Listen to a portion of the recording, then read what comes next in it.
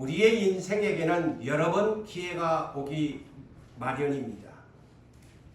그러나 그 기회를 어떻게 활용하느냐에 따라서 여러분 자신이 성공하는 사람이 되어지고 내지는 실패자가 주어진다는 것도 알아야 합니다. 다시 말하면 그 기회가 왔을 때 놓쳐버리면 그는 어리석은 자가 되어지고 그 기회를 잘 활용하는 사람은 지혜자가 된다는 사실을 여러분들이 알아야 될 것입니다. 기회는 항상 나라는 존재를 기다려주는 것이 아닙니다. 그런데 흔히 우리는 기회는 언제나 나에게 올 거야, 기회가 나를 기다려줄 줄 알고 착각하면서 살아갑니다. 기회가 왔음에도 불구하고 그것을 알면서도 우리는 흔히 나중에 해야지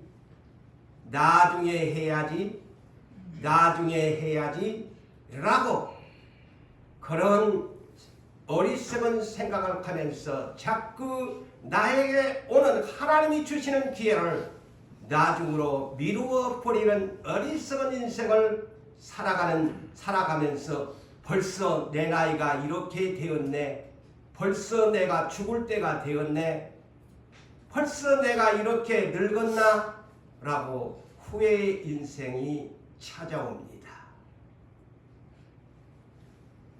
흔히 세상에서 이런 얘기를 많이 합니다.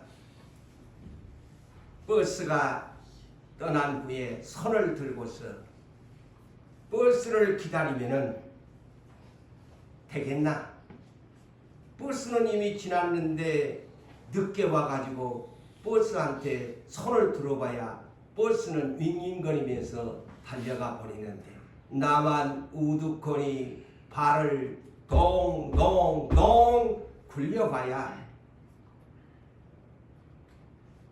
떠난 버스는 나에게 돌아오지 않는 미련한 인생을 우리가 살 때가 많습니다. 오늘 이 한 시간 살아가는 성도 여러분들이요, 이 자리에 있는 여러분들은 저나 여러분들 이제 인생을 돌아볼 연령들이 되었습니다.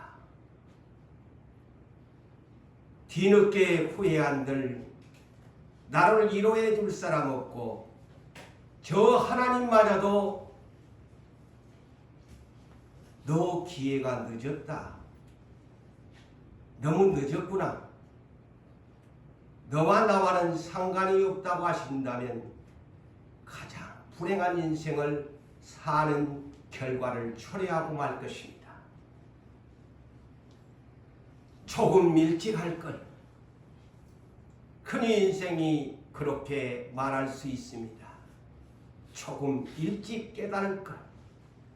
조금 일찍 내가 할 걸. 탄식하면서 후회해 보아도 기회는 떠난 지가 오래돼 버렸다는 것을 아십니까? 기회라는 두 글자가 내 인생에 찾아왔는데 자꾸만 내 인간적인 중심에 의해서 살다가 그 기회라는 놈은 미련 없이 나의 곁을 떠나버렸는지도 모르면서 이 나이가 어때서 라고 그 기회를 기다리고 계시는 여러분이 계십니까?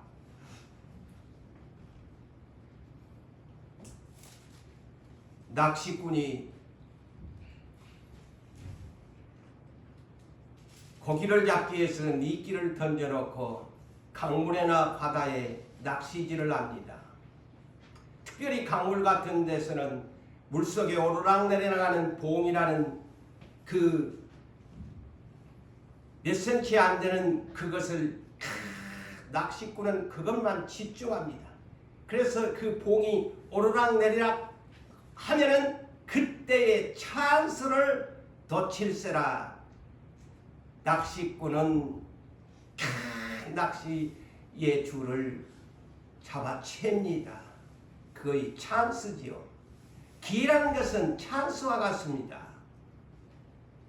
그런데 낚시꾼이 봉을 보지 아니하고 낚시는 던져놓고 세워라 내워라 하고 졸고나 앉아있다가 또는 다른 생각하다가 아니 낚시의 봉이 물속으로 들었다 놨다 한 것은 보고 얼른 낚아채야 되는데 그 찬스를 기회를 놓쳐버리게 되어지면 그 낚시꾼은 고기를 잡을 수가 없습니다. 맞아요 안 맞아요? 고기를 잡을 수 없습니다. 멍청한 낚시꾼이지. 언젠가는 고기가 물어주겠지. 언젠가는 처음 내가 던진 낚시에 고기가 걸려서 파드덕거리겠지 하면서 어리석은 시간을 기다리고 있는 우리의 인생이 아닌가를 생각해 봐야 합니다. 기회라는 것은 영어로 opportunity라는 단어입니다. opportunity. 이게 뭐냐? 어떤 일을 하는 좋은 조건이나 어떤 목적을 달성하는 의 가능성을 의미하는 단어입니다. opportunity. 기회입니다. 그런데 이 기회가 인생에게 낚시꾼이 봉을 관찰하면서 오르락내리락 그 순간을 낚아채기 위해서 집중해야 되는데 세월 속에 다른 데 집중해 버리면 그 기회의 감각이 없어집니다. 그래서 나중에서 그 감각이 찾아오면 후회라는 놈이 기회 다음에 찾아옵니다. 자, 단어 잘 기억하세요. 기회 다음에 찾아오는 손님이 있는데 후회라는 놈이 찾아와. 영어로 후회는 regret라는 단어를 사용합니다. regret. 기회와 후회. 이 두 낱말의 뜻에 의미가 있습니다.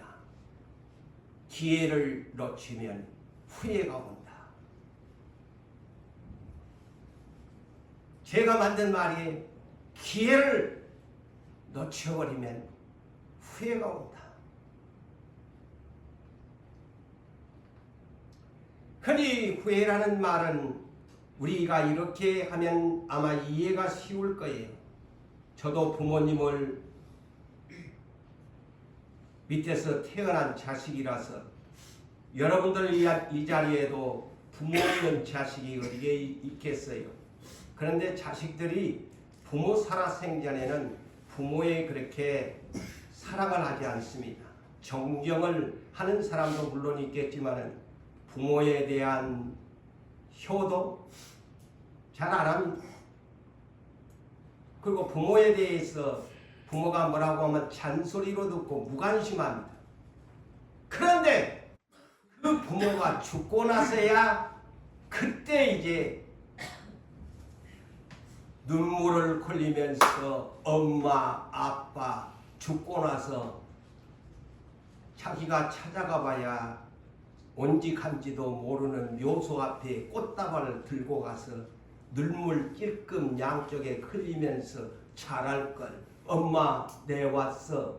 아빠 내 왔어. 흔들 그 부모가 알아? 모르는데 그것이 인생이란 말.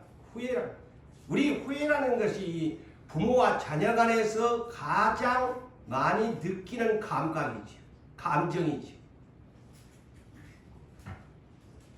어느 대중가수가 자기 마누라를 생각하면서 불렀던 곡이 이 곡이지요. 있을 때 잘해 후회하지 말고. 지금 마누라 생각하면서 이 곡을 불렀다고 합니다. 있을 때 잘해 후회하지 말고.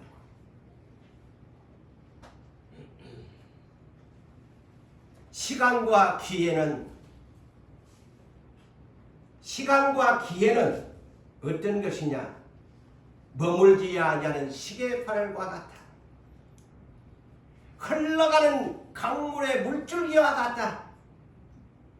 영어로 말할 것 같으면 시간과 기회는 스탑, 멈춰주지 않는다. No stop.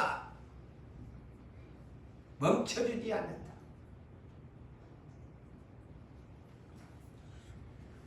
그래서 성경 전도서 그 부귀영화를 누렸던 솔로몬, 온갖 세상 향락을 즐겨왔던 솔로몬이 전도서를 이렇게 기록을 했습니다. 전도서 3장 1절에서 8절의 말씀을 보니까 14가지의 때를 기회를 설명합니다. 그러면서 범사에 기한이 있다. 범사에 기한이 있다. 세상에 사용하는 모든 물건이 유통기한이 정해져 있고, 나라는 이 존재도, 여러분들의 존재도 하나님이 이 땅에 보내셨는데 영원히 이 땅에 살까요? 여러분들도 기한이 정해져 있습니다. 그런데 그것을 모르고, 그래서 아까 우리가 복음송 그 곡 좋잖아요. 제가 은혜가 돼서 그것을 선정을 하는 거예요.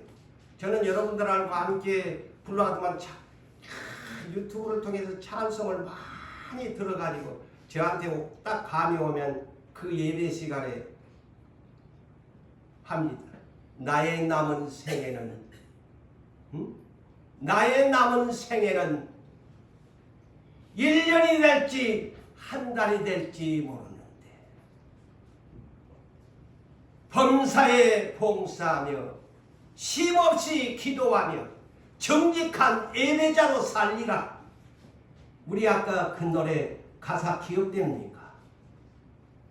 정직한 예배자로 살리라.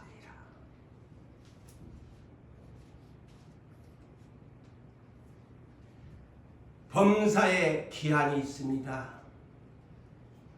오래오래 살 것 같은 헛된 욕심 야망 품으면서 천년만년 살 것 같이 땅에다가 온갖 생각 다 파묻고 땅에다가 봉을 차고 짓고 살아봤자 1년을 살지 한 달을 살지 모르는 어리석은 인생이 범사에 기한이 있고 천하만사가 다 때가 있나니 내가 날 때 출생할 때가 있으면 죽을 때가 있고 무엇을 심었을 때가 있으면 뽑을 때가 있고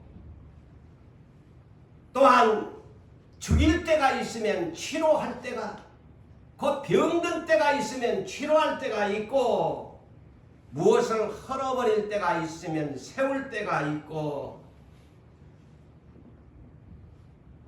울 때가 있으면 웃을 때도 오는 것이고 슬퍼할 때가 있으면 춤을 추는 때도 올 것이고 돌이 필요 없어서 이까지는 돌멩이가 무슨 필요가 해 돌을 그냥 멀리 던져버릴 때가 있으면 아이고 내가 그 돌을 뭐라고 던졌을까 필요할 때가 거둘 때가 있고 저것이 나가 미워서 사랑해서 품에 안을 때도 있었는데 아이고 배기 싫어 저거 미워 멀리 할 때도 품었던 것을 멀리 할 때도 있게 되어지고 찾을 때가 있으면 잃어버릴 때도 있는 것이고 지킬 때가 있으면 버릴 때도 있고 쫙 찢어버릴 때가 있으면 꿰맬 때도 있는 법이고 입을 함구하고 잠잠할 때가 있으면 말할 때도 있는 법이고 사랑할 때가 있으면 미워할 때도 있는 법이고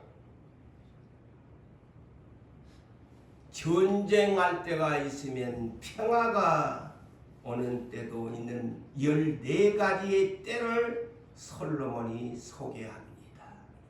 이것이 때의 기회입니다. 그러면서 전도서 3장 11절에 이 말씀의 결론을 이렇게 솔로몬은 내려줍니다. 그러나 하나님이 하시는 일의 시작과 끝을 사람으로 측량할 수 없게 했다. 이렇게 때들이 있는데 14가지의 때가 있는데 사람이 측량할 수 없게 했다. 그러면 어떻게? 낚시꾼이 봉을 쳐다보는 것처럼 집중해서 고기를 낚기 위한 것처럼 정신 차리고 근신하고 깨어 기도하면 이 때를 압니다. 아멘.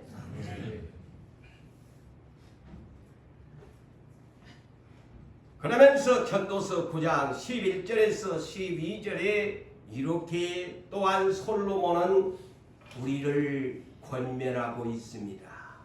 빠른 경주자들이라고 선착하는 것이 아니요 용사들이라고 전쟁에 승리하는 것이 아니요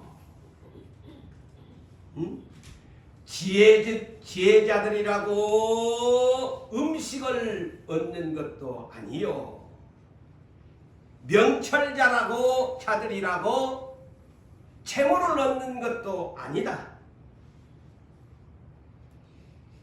지식인들이라고 은총을 입은 것도 아니니 이는 시기와 기회는 그들 모두에게 임하느니라. 이 말이 뭘까요? 이와 같이 모든 인생에 공평하게 시기와 기회를 주었다고 성경은 말을 합니다. 저 사람만 기회가 와서 명철자가 되어 재물을 얻고 전쟁에 승리하고 다른 박질을 잘해서 선착하는 것이 아니고 인생 모두에게는 시기와 기회를 모두에게 주었다. 그런데 그것을 잘 분별하여 기회를 한 사람은 성공하지만 그 기회를 놓쳐버리는 사람은 실패의 인생을 산다는 것을 이 전도서에서 가르쳐줍니다. 분명히 사람은 자기의 시기를 알지 못하나니 그랬어요. 그래서 인생에게 에도 올무의 시기가 와요. 자, 물고기들이 재난의 그물에 걸리고 새들이 올무에 걸림과 같이 인생들도 재앙의 날이 그들에게 호련히 임하면 거기에 걸리느니라. 그래서 인생도 물고기도 어부한테 걸리고 새들도 올가미에 걸리고 인생들도 재앙의 날에 올무에 걸리게 된다고 이런 말씀까지 합니다. 자, 그렇다면은 인생에게 누구에게나 이 시기와 기회는 오기 마련인데 과연 내 인생을 돌아보면서 나에게는 이 기회가 얼마나 왔을까를 생각하면서 이 말씀을 들어주세요. 그래서 오늘 본문에 기회가 왔는데 하나님을 만나서 돌이킬 수 있는 기회가 왔는데 이 멍청한 사람이 오늘 이 성경에 소개됩니다. 누구냐? 본문 가인 얘기입니다. 너무 많은 아는 사람이죠. 뭐 가인이 예배 잘들에서 들으니 다 뭐 주일학교 때부터 들으니 저는 그런 관점에서 이 성경을 보지 않습니다. 기회라는 두 단어 앞에서 가인이 하나님이 주신 기회를 놓쳐버립니다.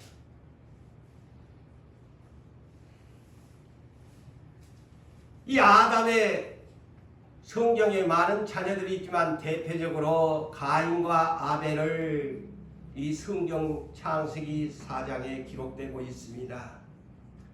가인의 직업은 뭐냐? 본문에 그는 농부야, 농사꾼입니다. 그런데 이 사람이 하나님을 섬겨요.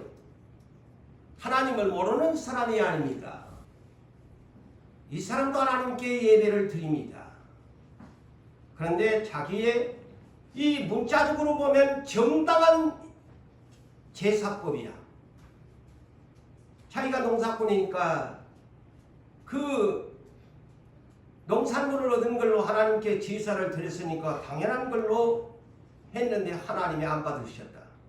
왜 그랬을까? 라는 의문점을 던져줍니다. 그런데 동생은 직업이 뭐냐? 목축업이요. 그래서 이 목축업은 소나 양을 기르는 사람 아닙니까? 그런데 이 사람은 하나님께 어떻게 제사를 드렸느냐? 그러니까 문자적으로 보면 정당해요. 자기의 키운 양의 첫 새끼와 기름을 구별해가지고 하나님께 번제로 드린 것입니다.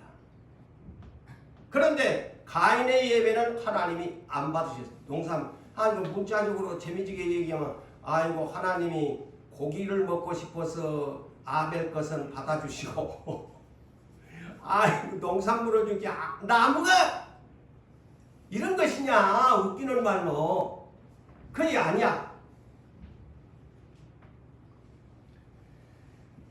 하나님이 왜 두 형제의 예배를 차별화하셨을까? 그는 아주 숨겨진 비밀이 있습니다.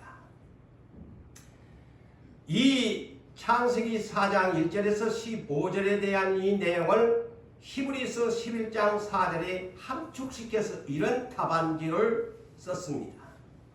그게 답안지입니다. 믿음으로 아벨은 그랬어요.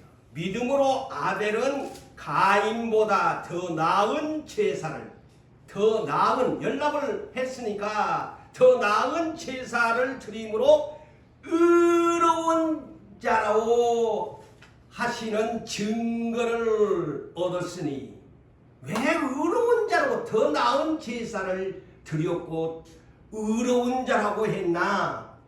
그 뒤에 답안지입니다. 하나님이 그 애물에 대하여 증언하심이라. 그게 답입니다.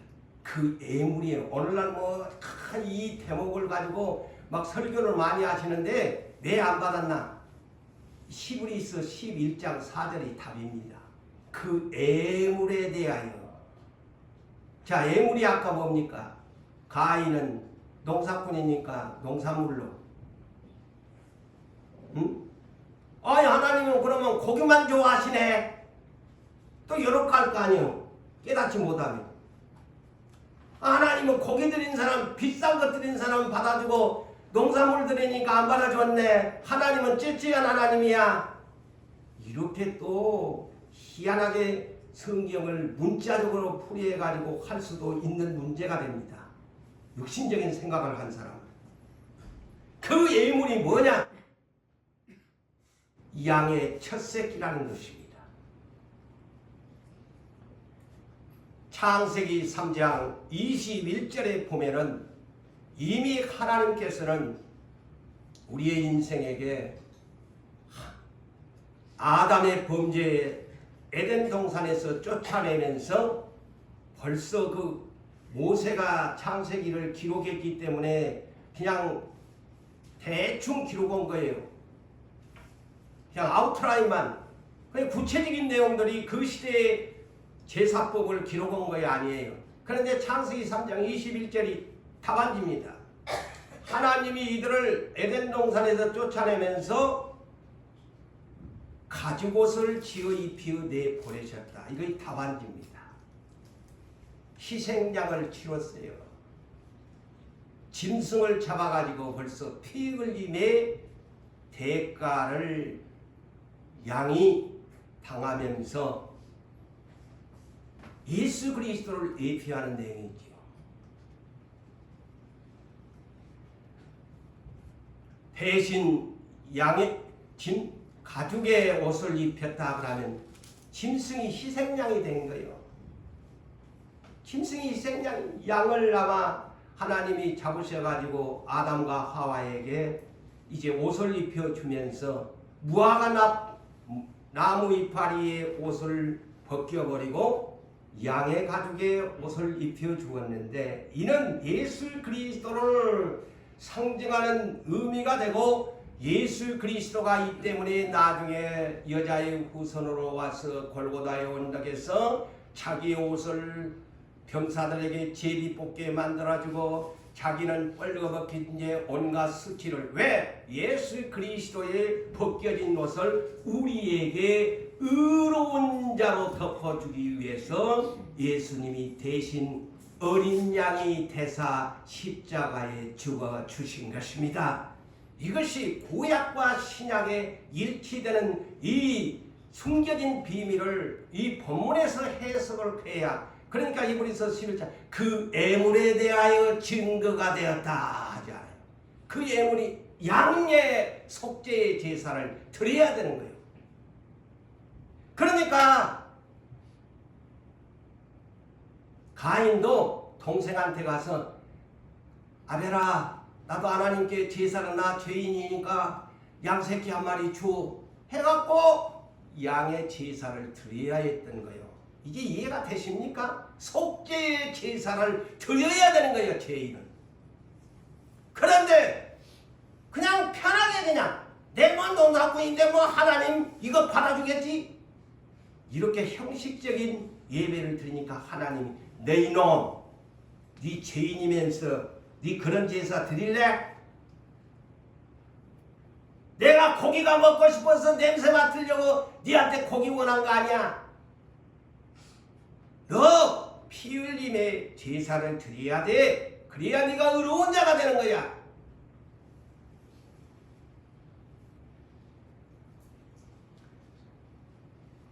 가인은 그런 동생처럼 그런 제사를, 나는 죄인입니다 라고 피 흘림의 대속에 제사를 드렸어야 하나님이 받으셨어요. 그런데 자기 편리한 대로 그냥 제사를 드리니까 하나님이 눈을 감아버리죠. 저놈, 응?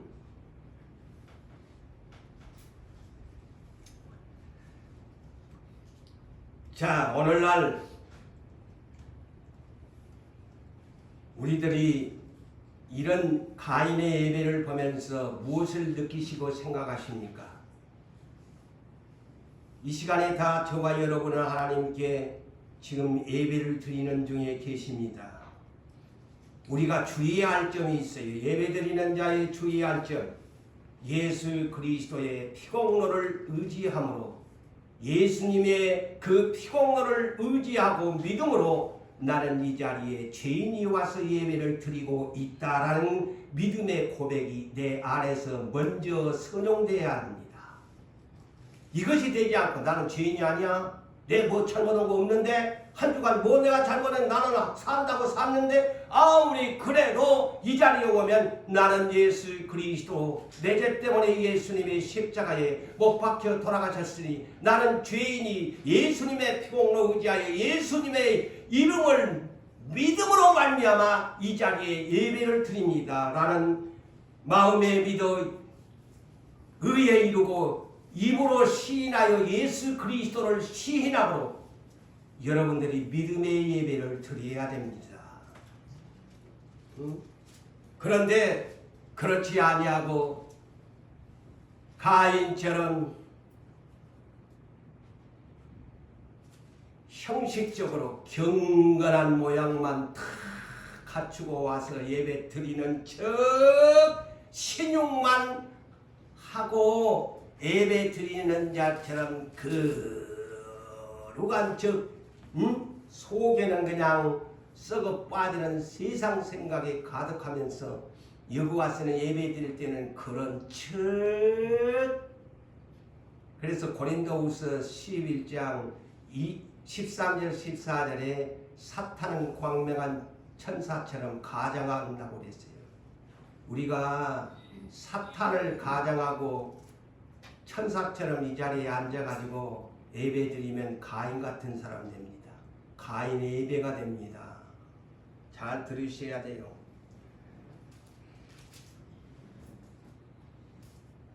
그러면 여러분 역시도 그런 예배를 드린다면 가인처럼 하나님 만날 수 없어요. 하나님이 안 만나줍니다. 100번 1000번을 그런 양심으로 하나님께 예배드리면, 그런 믿음 없이 예배드리면 아무리 주여 주여 하고 찬송 부르고 춤을 춰도 그 속에 진실이 없으면 하나님이 가인처럼 눈 감아버립니다. 자, 오늘 본문 5절에서 14절을 볼까요? 자, 가인이 예배를 드렸죠. 그런데 하나님이 이 예배를 받으시지 아니했더라. 5절로부터 기록이 됩니다.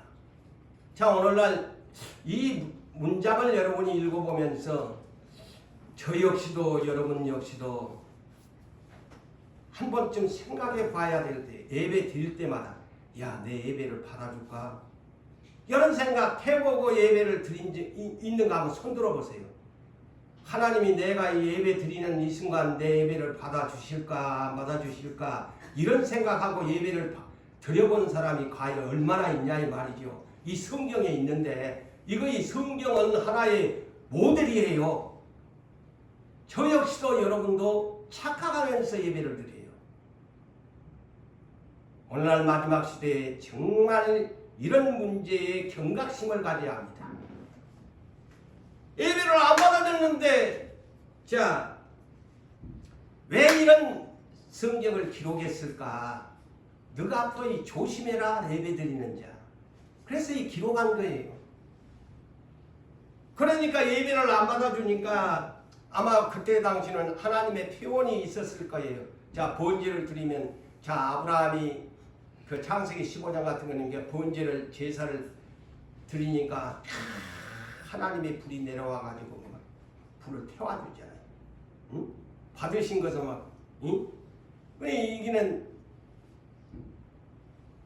아벨의 제사는 번제를 드리니까, 그런데 여기는 하나님이 안 받으시니까 연기도 안 나고 타지도 불도 안 내려오고, 그러니까 표시가 나지. 근데 오늘날은 이제 그런 문제가 없으니까 이 착각하면서 오히려 신약시대 사람들이 더 착각할 수가 있어요. 그러니까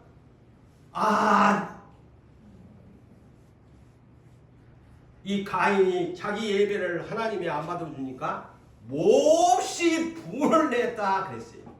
몹시 분을 내고 얼굴색이 안색이, 그 말은 얼굴색이 변했다. 얼굴색이 변했다. 자, 그런데 예배를 잘못 드린 이 사람에게 하나님이 두 번의 기회의 시간이 온다는 것을 이 본문에서 찾아 읽으십시오. 자, 예배를 안 받았어. 끝났나?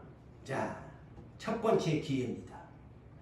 내가 분하여 하면 어찌 됨이냐? 안색이 변하면 어찌 됨이냐? 내가 선을 행하면 어찌 낯을 들지 못하겠느냐? 선을 행하지 아니하면 죄가 문에 엎드려져 있느니라. 죄가 너를 원하니 너는 죄를 다스릴지니라 하면서 첫 번째 하나님이 기회를 주지 않습니다. 하나님이 찾아왔어요. 이거 기회입니다. 주여, 내가 죄인입니다 한마디로 한다면, 잘못했습니다 하면 다시 용서를 받을 수 있는 기회입니다. 네가 왜 얼굴색이 변하냐? 네가 잘못해놓고 왜 양의 이 속죄 제사를 안 드려놓고 네가 얼굴색이 내가 원하는 제사를 안 드리고 네 맘대로 네 뜻대로 제사 드려놓고 얼굴색이 변해가지고 막 화를 내고 막 나한테다가 네 그러면 되겠나? 그 얘기입니다. 여기에 뭐냐면 네는 죄인이 아니냐? 죄를 다스리라. 죄를 다스리라. 선을 행하지 아니하면, 자 여기 참 무서운 말씀이 있어요. 선을 행하지 아니하면 죄가 문에 엎드려 있느니라. 죄가 문 앞에 엎드려져 있대. 자, 엎드리다. 이 뜻을 여러분 어떻게 해석합니까? 죄라는 놈이요, 고재훈 이 마음문 앞에, 여러분 마음문 앞에 나를 주인처럼 상전처럼 엎드려서 섬긴다는 뜻입니다. 그게 뭐냐? 유혹이에요. 죄가 내 마음문 앞에 엎드려 경비하는 것처럼 언나 죄가 자꾸 나를 주인처럼 상전처럼 모시고 꼭 우상 숭배하는 것처럼 그 뜻이에요. 이 뜻이 죄가 문 앞에 엎드려 있느니라. 이 죄라는 놈이 나를 그만큼 유혹하는 거예요. 나는 상전처럼. 그러니까 다 죄를 지어 죄의 우상 앞에 엎드려져 버립니다. 그러니까 너는 죄를 다스릴지니라 하잖아요. 물리쳐야 된다는 거야. 죄라는 놈이 내 마음문 앞에 엎드려져 가지고 주인님 오늘 이런 죄를 집시다. 오늘 주일인데 일합시다. 오늘 주일인데 좋은 날이에요. 오늘 놀러 가면 얼마나 좋겠어. 주인님 내 문 앞에 엎드려져 가지고 주인님 당신은 나의 상전입니다. 죄라는 놈이 찾아와 가지고 문 앞에 엎드려져 가지고 하니까 그래 내가 네 주인이지 얼씨구나 좋구나 하면서 죄를 짓는다는 거예요. 야, 내가 이 설교를 준비하면서 와, 죄라는 놈이 이렇게 정말로 간사하구나. 이 간사한 거야, 죄라는 것이. 이게 엎드려져 있다고 그러잖아요. 내 마음문 앞에 와가지고 주인님 오늘 좋사옵나이다. 오늘 어디를 가면, 오늘 어디 여행 가면 주일인데 아주 좋아요. 기회입니다. 이때를 놓치면 안 됩니다. 갑시다. 그래? 오케이. 그래, 우리의 인생이 죄를 먹고 마시고 살아가는 거. 그러니까 마태복음 16장 23절에도 예수님이 십자가 지고 간다는데 베드로가 사탄의 앞잡이가 돼가지고 이거 그러시면 안 되시오.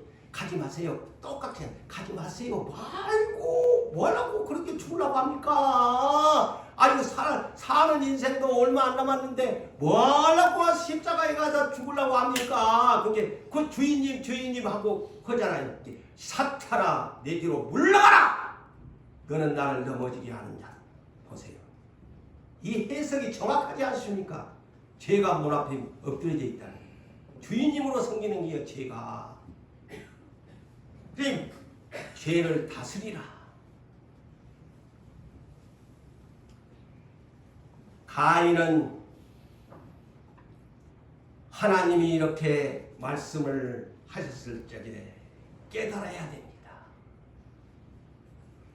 요한복음 1장 1절에 하나님의 말씀은 살아 활력이 있고 하나님의 말씀은 나와 함께 계시고 말씀은 하나님이시라고 했잖아요.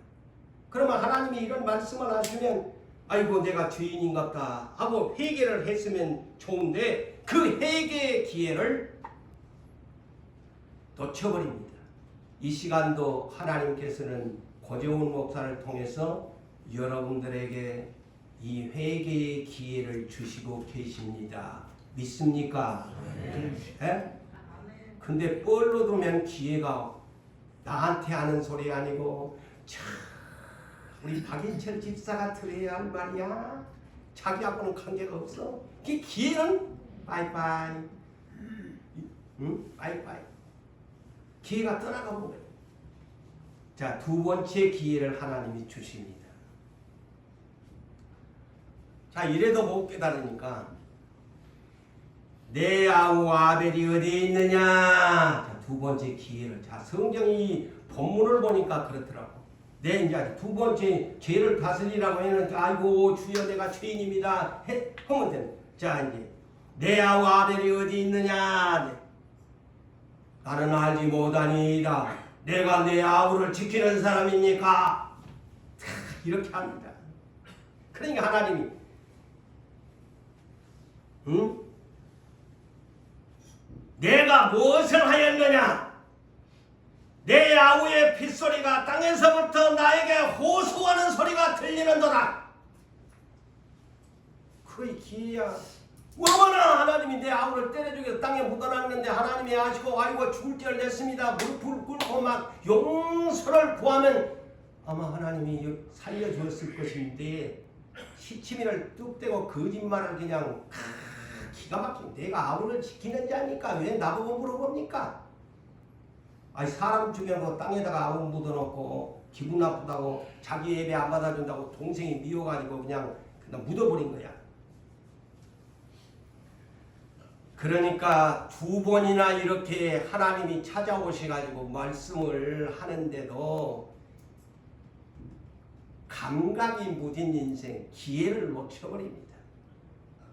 응? 그러니 하나님이 저주해버리잖아요. 자, 잘 들으세요. 하나님께 예배한 자인데 저주를 해버려. 땅은 너는 땅에서 저주를 받으리라.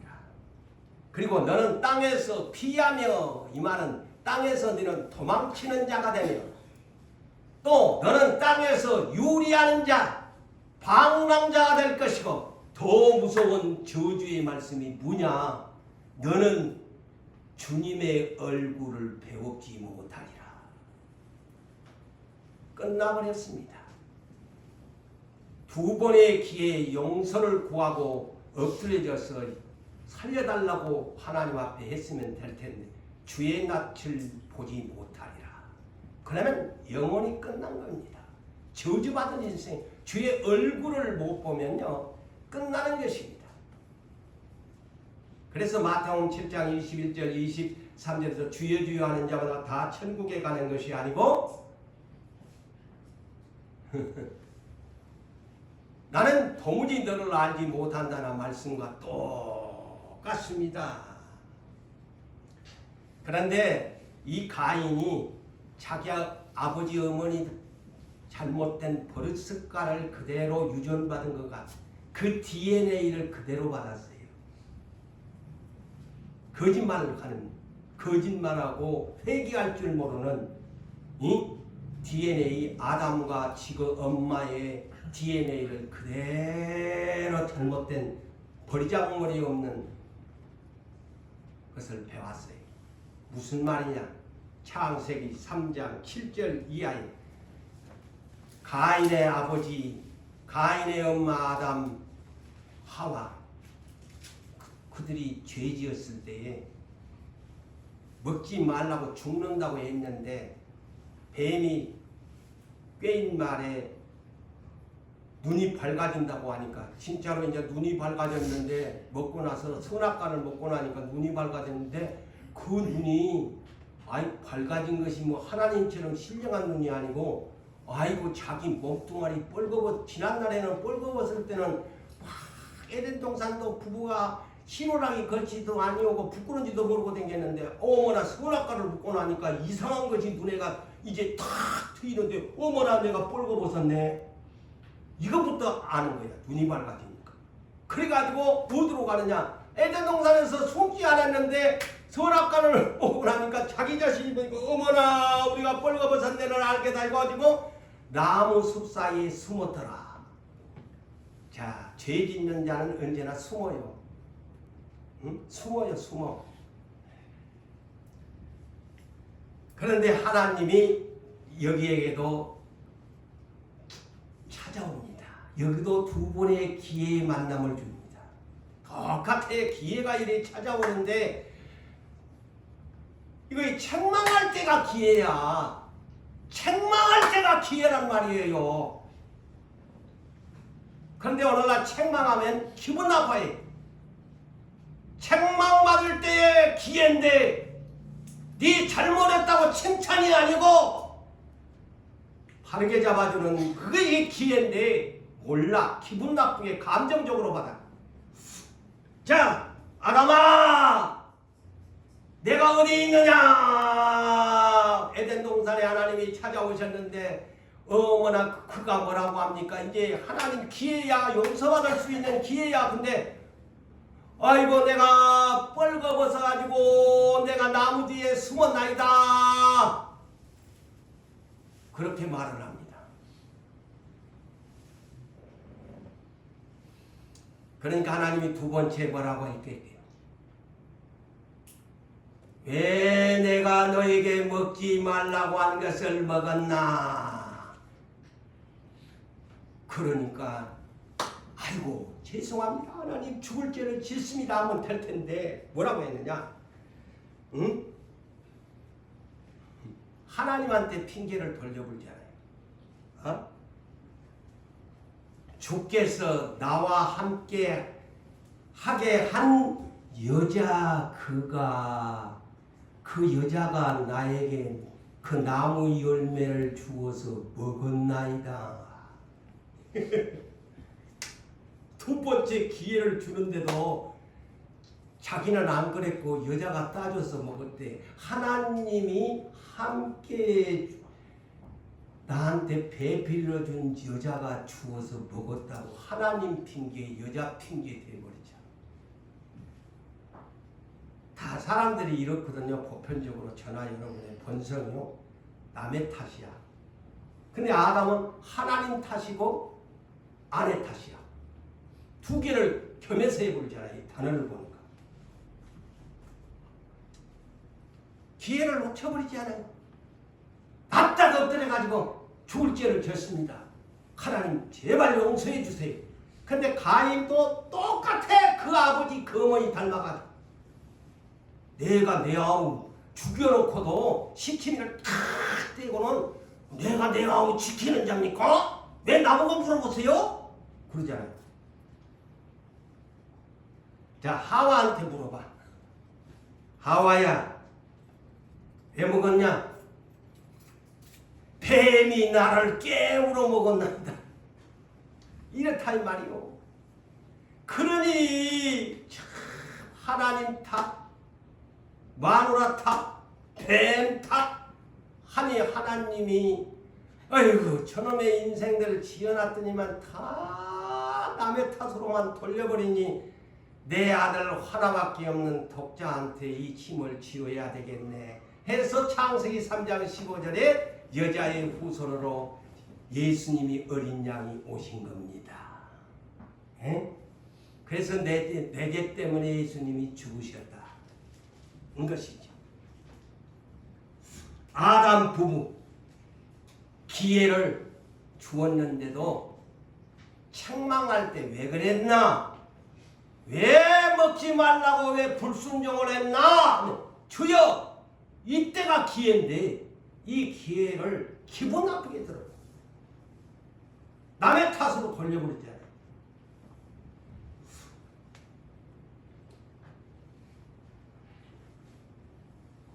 사랑하는 성도 여러분, 우리는 다윗 같은 사람은 좋은 것이 뭔 줄 아세요? 다윗 같은 사람은 선지자가 죄를 지적하니까 단번에 엎드려 버리잖아요. 그게 기회입니다. 그게 용서받잖아요.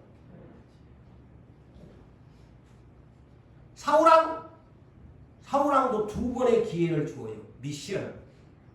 그런데 그 두 번의 기회를 불순종으로 일관해 버려서 버림받습니다. 다 사람마다 기회를 줘요. 우리에게도 지금 여러분들이 못 깨달아서 한번 저녁에 기도에 올라와 가지고 눈을 감고 나한테 하나님이 몇 번 기회를 주었는가를 한번 헤아려 보세요. 노트에다가 백지에다 써보세요. 수없이 기회를 줬을 것인데요. 나 한 번도 기회 안 주던데요. 하지 말고 눈 감고 조용히 백지에다 써보세요. 고재훈 목사를 통해서 하나님이 여러분들에게 기회를 얼마나 많이 주었는지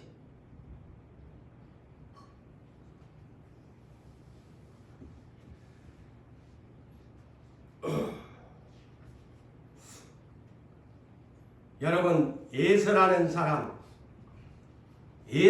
사람도 야곱의 형 에서의 형도 마찬가지예요. 그 사람도 얼마나 후회했습니까? 후회에 눈물을 흘린 대표적인 인물입니다. 어머니 한 뱃속에서 에서와 야곱이 태어났는데 이 형 에서는 한마디로 세상을 사랑하는 사람입니다. 들로 산으로 들락이처럼 즐기는 사람이에요. 세상 향락을 일락을 즐거워하는 사람이에요. 어찌 보면 욕심이 없는 사람 같지만은 하나님 쪽에서 볼 때는 곱이 풀린 망아리처럼 인생을 살았습니다. 그리고 하나님이 싫어하는 불택자의 여인들과 가나안 땅에 혼인 말아야 할 여자들을 사랑하면서 연애 걸면서 결혼하면서 살았어요. 그러니까 부모도 이삭도 그것 보니까 마음이 아프고 완전히 세상 말로 뭐 호로자식이야. 이 호로자식이야. 부모의 말도 안 들었어요. 이 에서가. 결혼 상대자를 자꾸 가나안의 멸망받을 여자들을 사랑한 거야.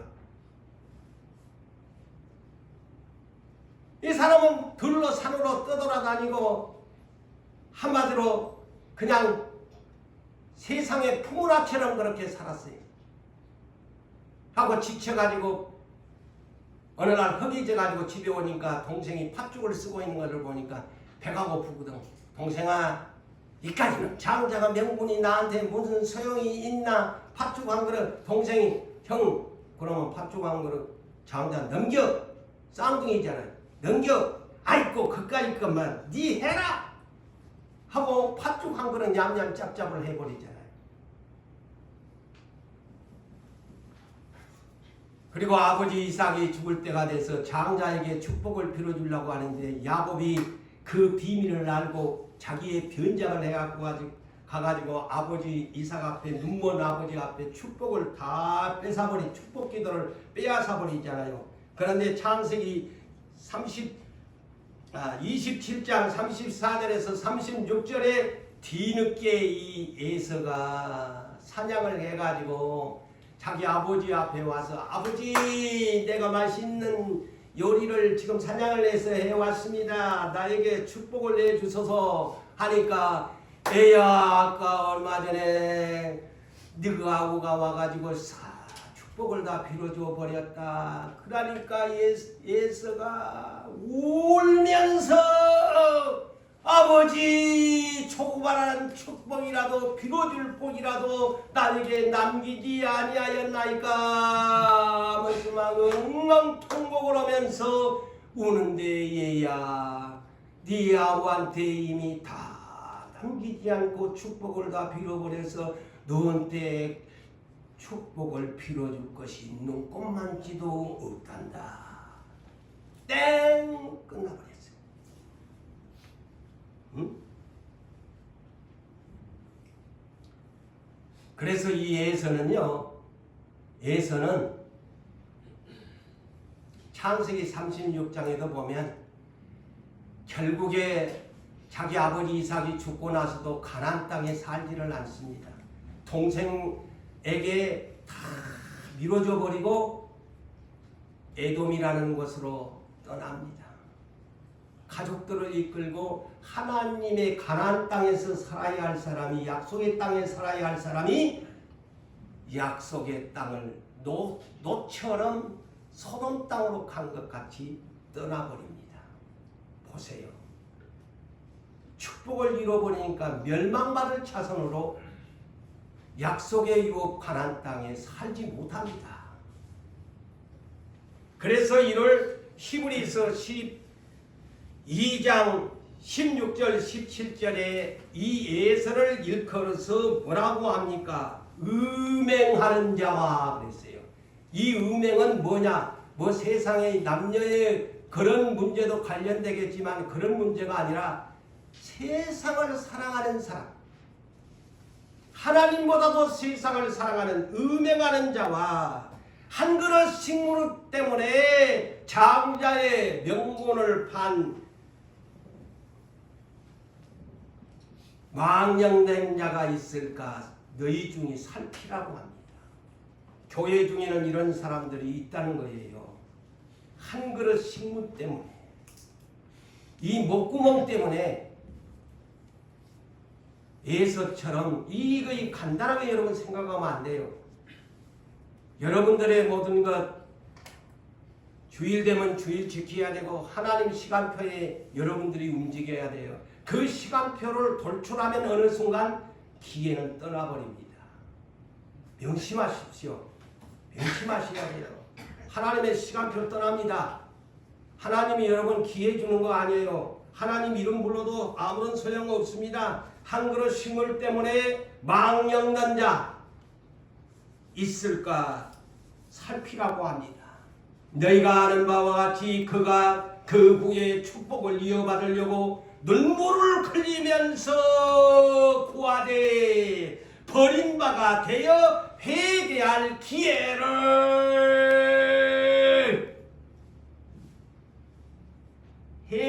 기회를 얻지 못했습니다. 회개할 기회를 주었을 때에 가인도 아담도 기회를 주었잖아요. 회개할 기회를 주었어요. 에서에게도 회개할 기회를 그 인생에 주었는데 시간이 머물러질 줄 알고 지맘대로 살다가 하나님이 문 닫아버리면 끝장나는 거예요. 말씀을 맺습니다. 사랑하는 성도 여러분들이여, 지금이 기회입니다. 라우리턴 하십시오. 지금이 기회입니다. 나중에 후회는 소용이 없을 뿐 아니라 하나님과 영원히 빠이빠이가 된다는 사실을 염두에 두시고 지금이 기회임을 책망하는 소리가 회개할 기회임을 아시고 주님께로 리턴하시기를 주의 이름으로 축복합니다. 아멘.